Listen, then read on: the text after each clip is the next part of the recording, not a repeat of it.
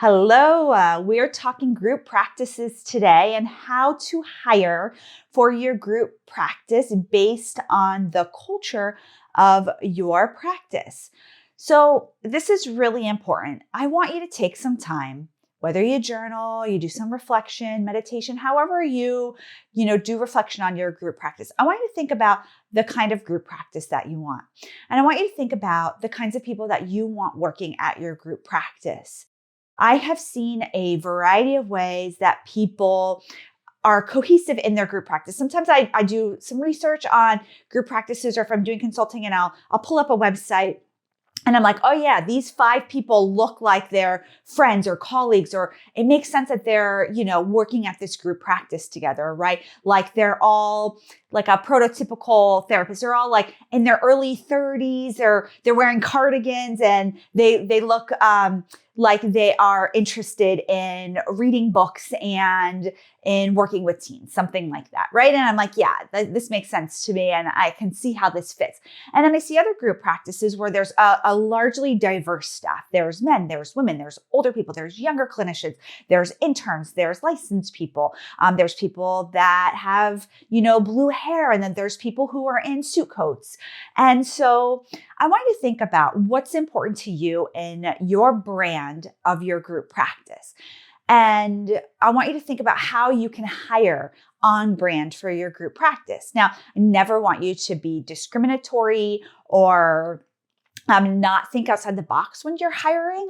But I think that there's a way that if you work with, let's say you work with children, there are just certain people who are great with working with children, and they are going to obviously have training, but they may also be female centric, right? That tends to be very common. We get a lot of calls. They're like, okay, I want a female therapist for my, child.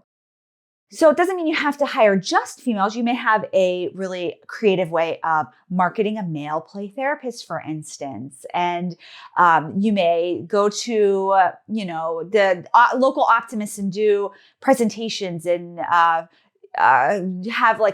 sports play therapy. I'm just thinking outside of the box. But I want you to think about really, what do you want your staff to look like, not physically, but in terms of different trainings, in terms of dispositions, right? Do you want a team of 10 people who are strong leaders, or are you looking for people that are a mix? Are you looking for people who are all want to work evenings, or some people who want to work during the day and have children? There are a lot of things that go into hiring people. I'll tell a funny story. I tend to hire women. We do have some men on staff, but I do tend to hire women. We get a lot of calls for women. When I look at our marketing, like on our Instagram, it's mostly women that follow us. What we offer is mostly women who call. And even the people who call for men, they tend to be their wives or their mothers calling. Like, I'm making an appointment for my husband. I'm making an appointment for my teenage son.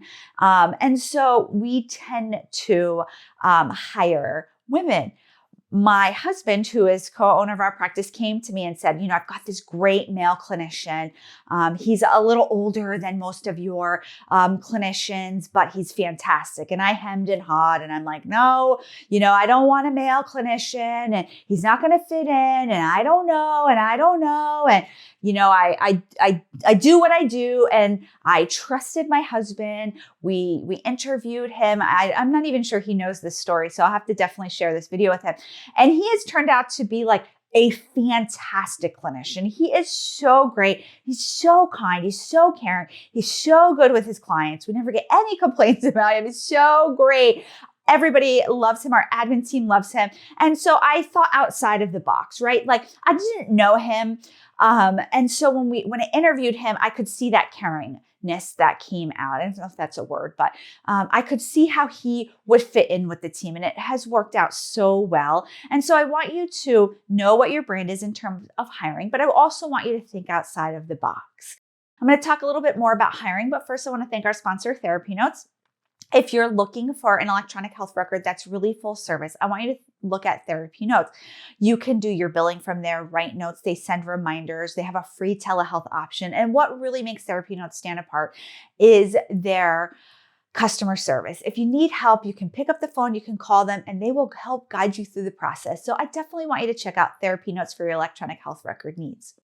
So going back to interviewing and hiring people, I want you to be really specific about your ads. If you're looking for somebody who's going to work nights or going to have a certain disposition, I want you to put that in your ad through Indeed or however you hire people.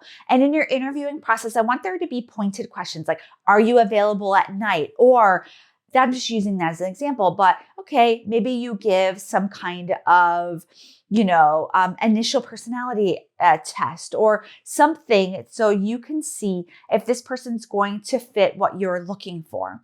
I also want you, again, think of outside of the box and be flexible.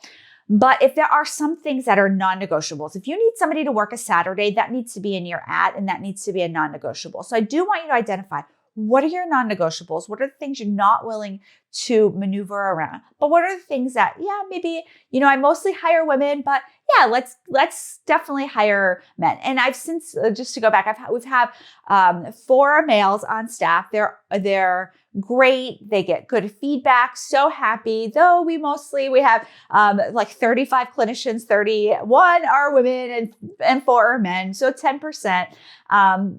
Think outside of the box though, but know your non-negotiables. Know what you need from people. If there's specific training, specific availabilities, and specific things that they're really going to bring to the team to make sure your team is how you want it to be. So your group practice is successful. I'm here most days out of the week. I'll see you soon, everybody. Bye.